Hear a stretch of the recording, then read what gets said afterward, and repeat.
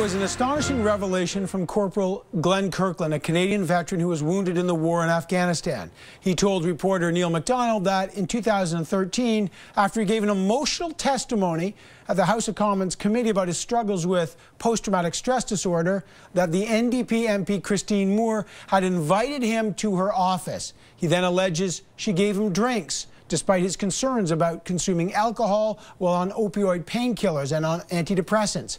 After that, he says, they ended up back at his hotel room where Moore spent the night. Kirkland did not allege that the encounter was non-consensual, but it didn't stop there. He alleges she kept pursuing him, showing up uninvited at his home in Brandon, Manitoba, sending him explicit messages. He says he decided to finally come forward after she led the charge to have one of her other colleagues, an MP named Aaron Weir, investigated for sexual harassment. You remember Mr. Weir was recently booted from the NDP caucus.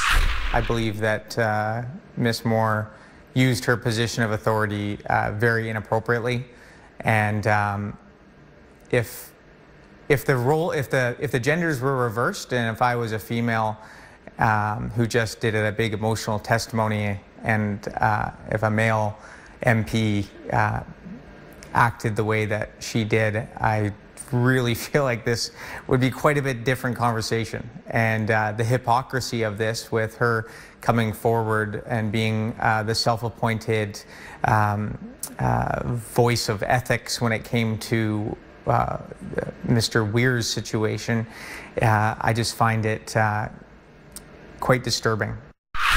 Moore has publicly disputed Kirkland's version of the events, but she's now under investigation for sexual misconduct. She says she welcomes the process, but even though NDP leader Jagmeet Singh stripped Moore of her parliamentary duties, he does not believe these new revelations means he has to revisit his actions towards MP Aaron Weir. Just because of an allegation that's now arisen, which we take seriously, in no way should cast any question of credibility about other allegations. So, what does all this say about the culture on Parliament Hill? Did Ms. Moore act inappropriately? Is the process fair?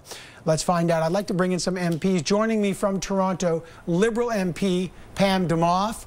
Also, Lisa Raitt, Conservative Deputy Leader. And here in studio with me in Ottawa is Rachel Blaney, the NDP Deputy Whip. Great to have all of you here, on a Mother's Day.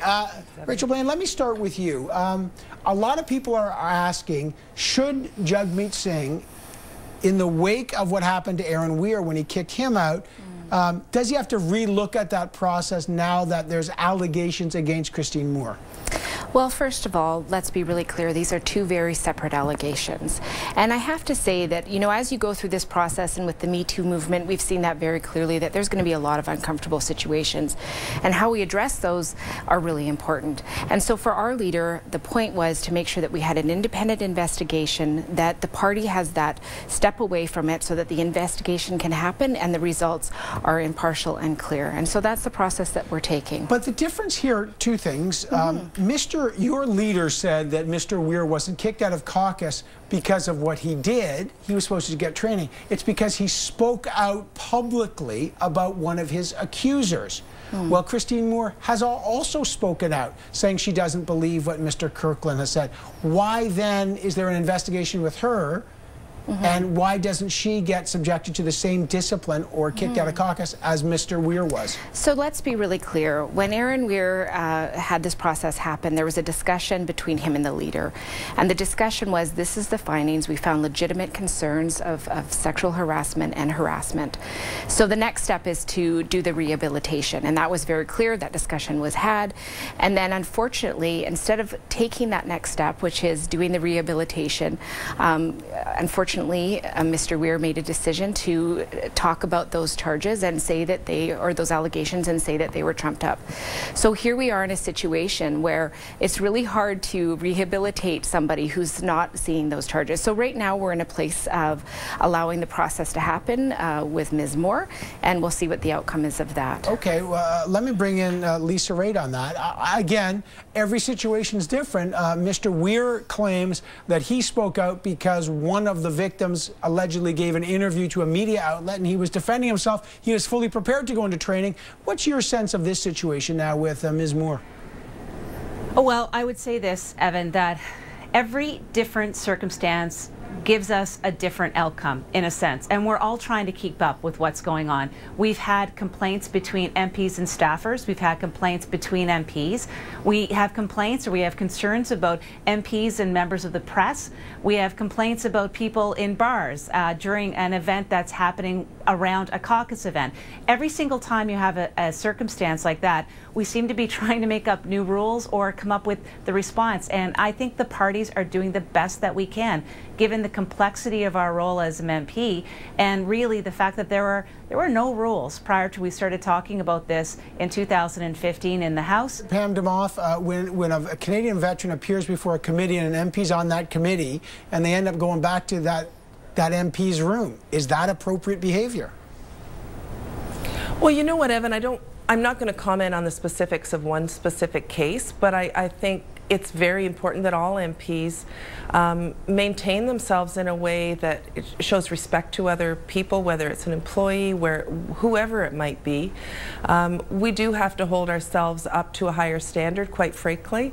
And I think it's important that male victims are confident enough to come forward if that's the circumstance. Rachel Planey, some have said this is a setback for the Me Too movement, right? Mm-hmm. And some have said, no, this is exactly what it's all about, the Christine Moore situation, now that the accuser has become the accused. Where are you on that? Well, you know what I think? I think it's really important that we have the fulsome discussion. We know that right now C-65 is something that we're all looking at, and we have to acknowledge that in this place on the Hill, we do not have the regulatory framework that we really need to start addressing these issues. So, you know, for the NDP, we do have some in our collective agreement with staff, but so many staff on the Hill have had nothing for a long time. One of the issues that Corporal Kirkland brought up is that there was a power imbalance. She's an MP. I was, you know, I'm a veteran. I was a corporal in the military. It was kind of clear to me, you know, she invites me to her office, she gives me gin, that's his allegation. He said, I'm going to go. Is that a power imbalance when they meet at committee? Is that a problem there? I think that there is a power imbalance for a member of parliament and witness, because you're actually questioning the witness, so I would say yes. And, you know, we're all going to come up with ways within our own caucuses to deal with this and set out our rules, because we're going to have to do that now that we have different circumstances coming up. And in this case, setting out the rules for caucus, that it's inappropriate, in my point of view, to fraternize with witnesses when they have just came off testifying before a committee. I think we'll have to see what the facts are and how the NDP deals with it, but I don't think it's something I'd counsel my caucus members to seek out or to do. Pam Demoff, last word on this to you. Will these rules ever get clear, or is it a case-by-case basis?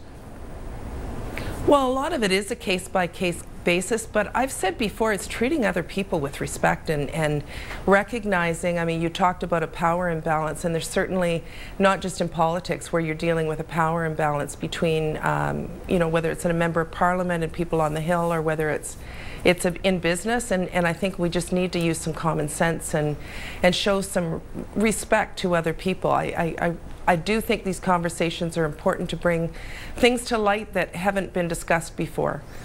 Well, we need to talk a lot more about this, and we are again in another situation. I want to thank all of you for joining us today. I really appreciate your insight into a complicated issue.